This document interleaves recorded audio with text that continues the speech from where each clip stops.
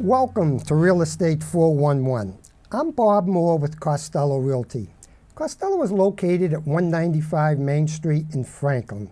Today, my good friend and co-host is Mike Shane from Village Mortgage in Milford. Good morning, Mike. Bob, a pleasure. It's Thanks always for a having pleasure, me. Mike. Nice to see you.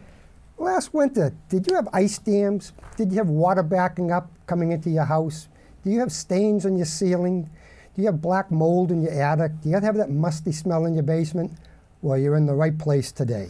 Joining us this morning, today on Real Estate 411 is Dave Charbonneau. Dave, good morning. Good morning, Mike. Good morning, Dave. Good morning. Dave is with Advanta Clean, and we're going to be talking about mold today. Dave, can you kind of tell us a bit of your background and the Advanta Clean story?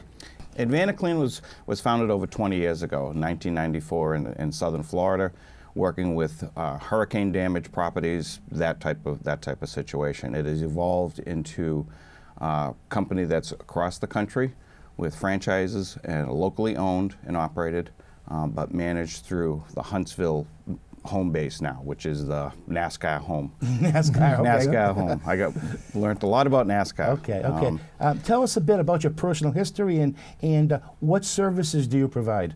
Okay. My career has been basically that of a project manager. I spent a lot of my career in the computer field, working operations management, managing people, working the last 15 years in a marketing role. I've gotten affected by the ups and downs of the computer industry. Sure, that's surprising. Affected is a nice Yeah. word. Yeah. And all through my career, I've always wanted to start my own business. So after the last time I was affected, I decided to research some opportunities. So I researched 5 or 6 franchise opportunities, and Advanta Clean kept rising to the top. Okay. We focus on light environmental cleaning, which is really indoor air quality issues for the homeowner as well as commercial and business owners. Mold inspection, mold remediation, HVAC duct cleaning, dry event cleaning, as well as emergency 24-hour water mitigation services, working with insurance companies to help people get their home back to where it needs to be. Okay. How would you define mold? What is mold? Mold is a living organism in our environment. It naturally occurs. It's outside as leaves decompose. It's part of nature. It's, that's what its job is to do, is to decompose product and bring it back to nature. Unfortunately, if you have mold in your home or in your business, it's not supposed to be there. It really shouldn't be. Okay. Well, and makes sense. it's there because of most likely a moisture issue. So that's where we have to look and understand what the cause of the problem is. Is there a number of different types of mold? I mean, if I just have black mold in my attic, is that something to be concerned about? Any time you can see a visible growth or visible organism in your home, I'd be concerned about it. There are various types, and for me personally, even though I do this, I can't tell. I would have to send those samples to a lab because there are just hundreds of different types of molds. Some mold maybe have health issues, and Yes. some mold perhaps may not look attractive but not pose a health hazard? There are varying ranges of health hazards. The very old and the very young are more susceptible to any type of growth like that, just because of their respiratory conditions. You don't really want to have any organisms growing in your home. Okay.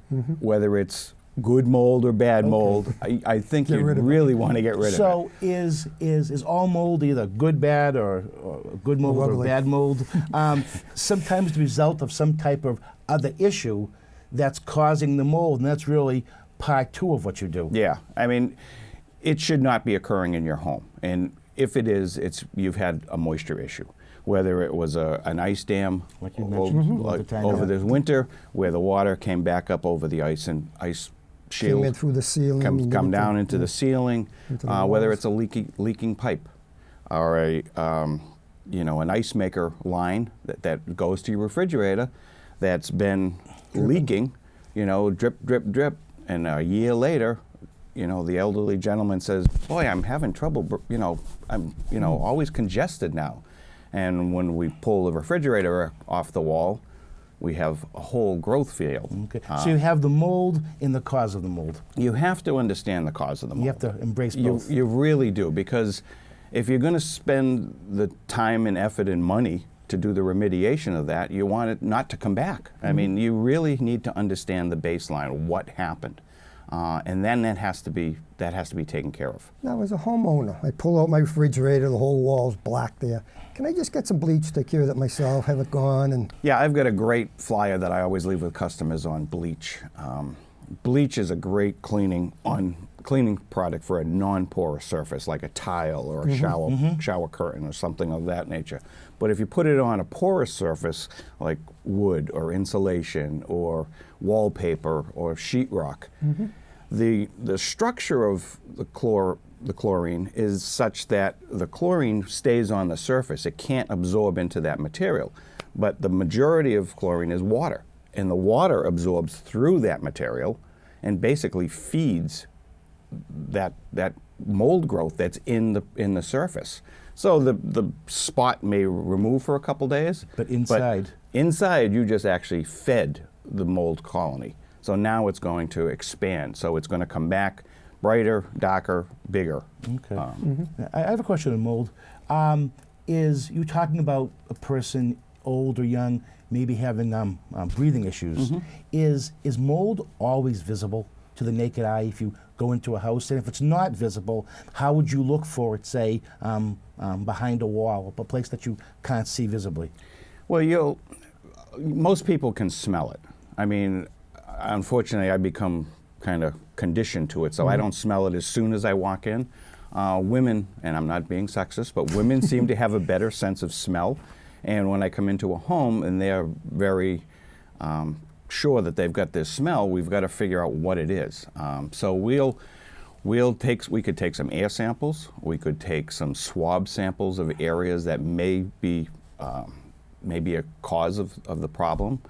We have tools such as a borescope here with a camera, where we can go into walls and look behind walls or in the crevices if there's an area that they feel that might be the problem, and we can actually examine that. So that's a device, maybe you came into my house and you're looking for mold, it's a device that you might use on spots that you can't see with the naked eye? Yeah, I mean, if there's an area, I mean, you'll know, it's usually in the basement, or it's one room that, they're having trouble at night when they seem to get congested.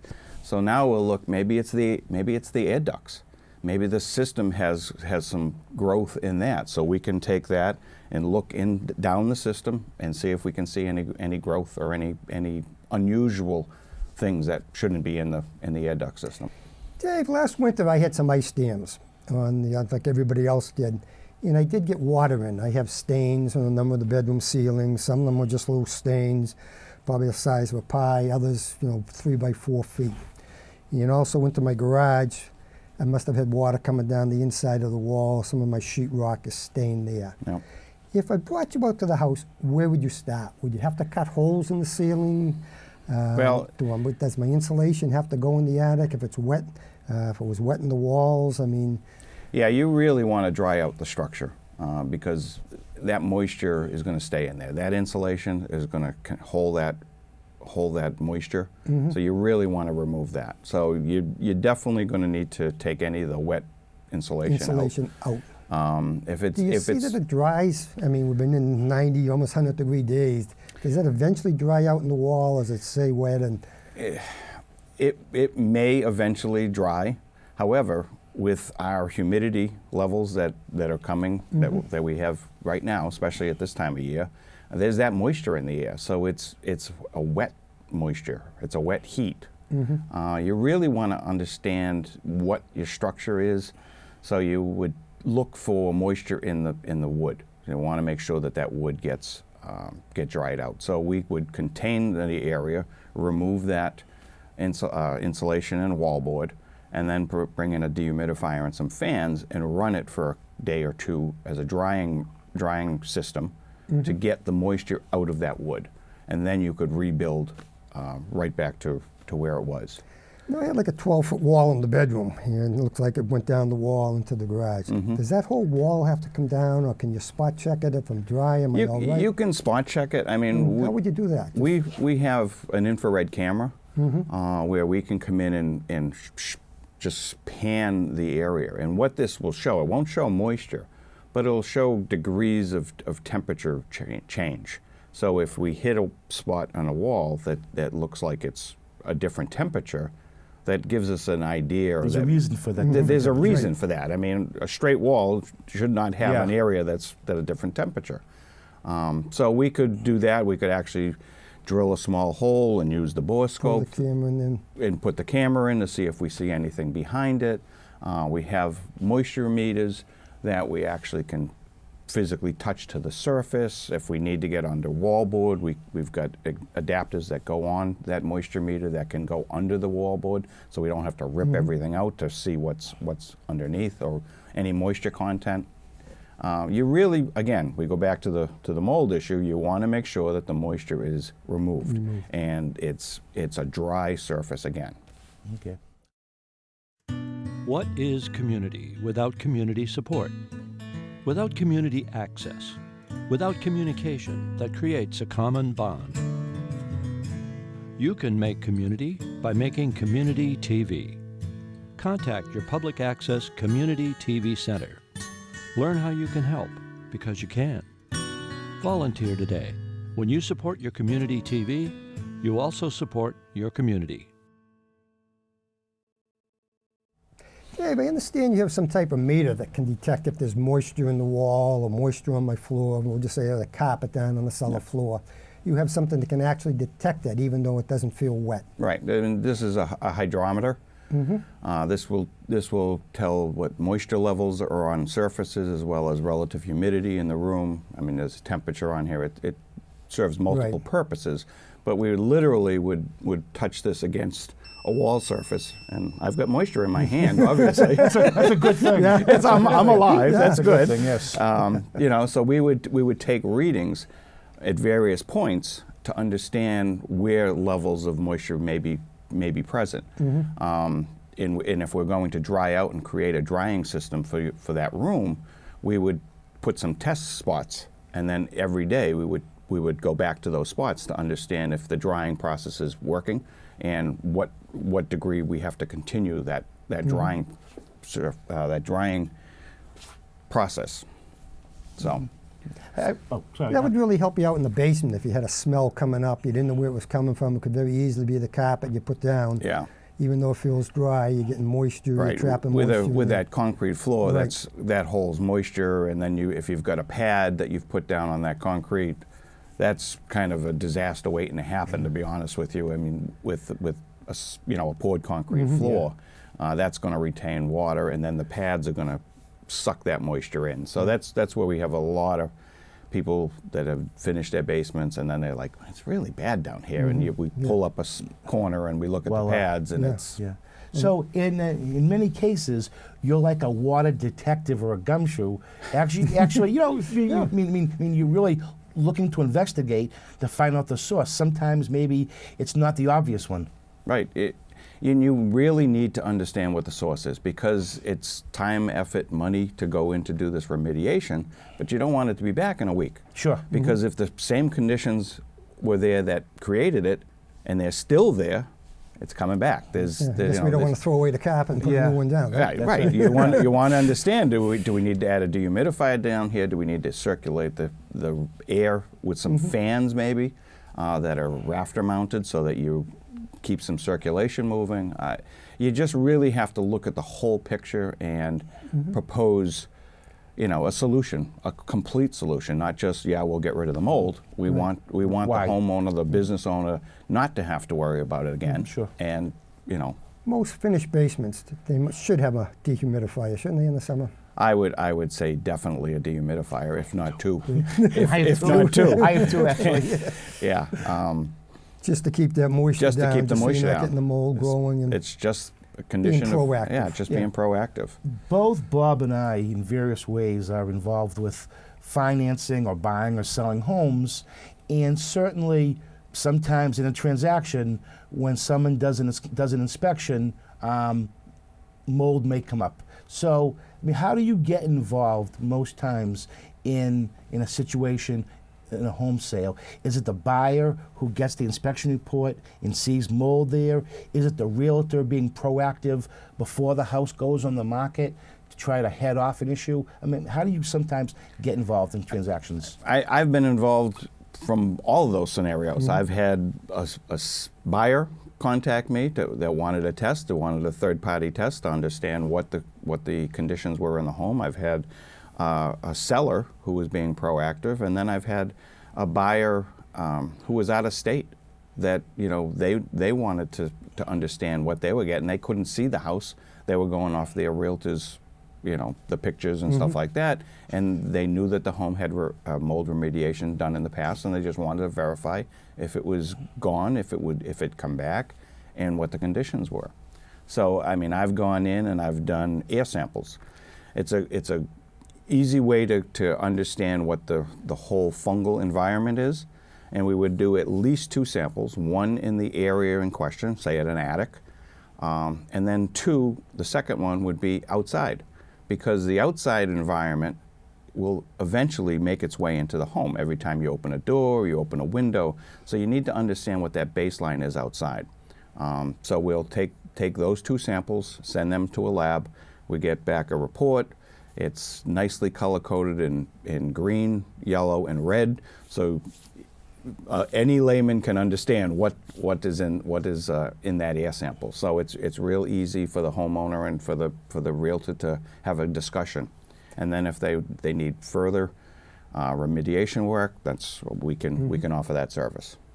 Now, if a house is properly ventilated, you're probably not going to have the mold, right? With the soffit vents and the ridge vents, it should almost be the same as outside. Yeah, you definitely need to have good ventilation in your attic.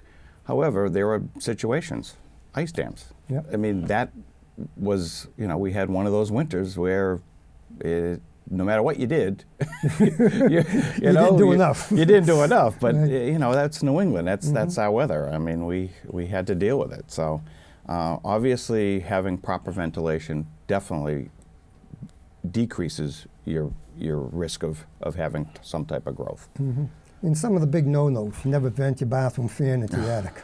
Into the attic or just in between the floors. I assume you see a lot of that, Yeah, right? Since or I'm not going to cut a hole in my roof, I'll just put it here, that'll be fine. the right? hose just flows, Yeah. just bounces around up in the insulation, and it's amazing. So A dryer vent would do the same thing. if Dryer you're venting vent, inside. yeah. You have to get that out even though you're wasting heat. right, Yeah. Yeah. I want to talk about something which is near and dear to me, which is ductwork in my house. Okay. Now, I have pets, and I've been in the house 20 years, and God knows in those 20 years what's fallen into the ducts in the house. Okay. You don't want to know. I probably don't want to know. Now, I have tried to take my vacuum cleaner and go down about 2 feet Yep.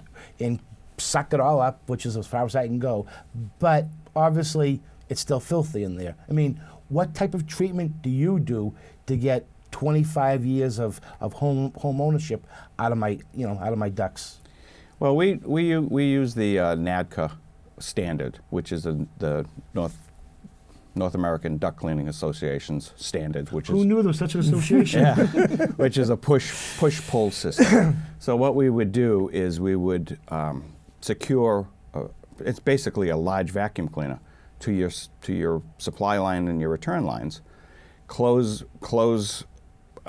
Insert a vacuum tube into that. Go up and cover all your supply vents to Okay. increase your vacuum. Yeah. And what we would do is use compressed air to push any Blow it up. debris back towards that vacuum. And we also use air whips on the compressed air, which is various shapes of whips that will actually agitate the ductwork. Like the sides? Like to sides. So to that scrub them, kind of? well, for large commercial ones, we have Okay. big brushes that we will actually scrub. But for homeowners, depending on the structure, whether it's the hard core, we just use the whips, which are fine. It usually agitates enough so that it moves all that debris down line, and then we would go into the basement or into the attic, depending on where the unit is, and then continue to move all that stuff down the main trunk line towards the supply start. and then we would clean all the internal pieces on the supply side, shut it all down, seal it all back up to standard, and then we go to the return side and do the exact same thing. It sounds very involved. It sounds much more than me taking my upright and putting it down 2 feet. Yeah. I don't think you're doing much good, Mike. Probably not. But I feel better. Even doing the 2 feet. I mean, I keep hearing things being sucked up. So God knows what's in there after all of these years. Yeah, we actually have been brought into a number of times of houses that had just turned over, and they had a lot of renovation work that were done. They had carpenters in, they had new floors or paint, or getting the dust just getting all this dust. And the homeowner said, "Listen, we're moving in. We want these to be clean." And we've gone in and pulled out pieces of flooring that just have fallen down the I can't ducts. imagine. I mean, Pizza crust, who knows? Yeah. Probably beer cans. Maybe at your house. Now, I know as a homeowner, sometimes I get the Groupons or the Super Coops for cleaning. I mean, what type of job do these people do typically compared to a professional like yourself? I'm not going to comment on anybody's marketing strategy or anything. I mean, just understand that we will do it to industry standards. It's a mathematical equation. We charge per duct, per supply or return line. There's a fee for the main unit, and then we can clean the coils on the AC unit outside as well. So it's purely math. We need to understand the square footage of the house, where the air handlers are, whether they're in the attic, whether they're in the basement.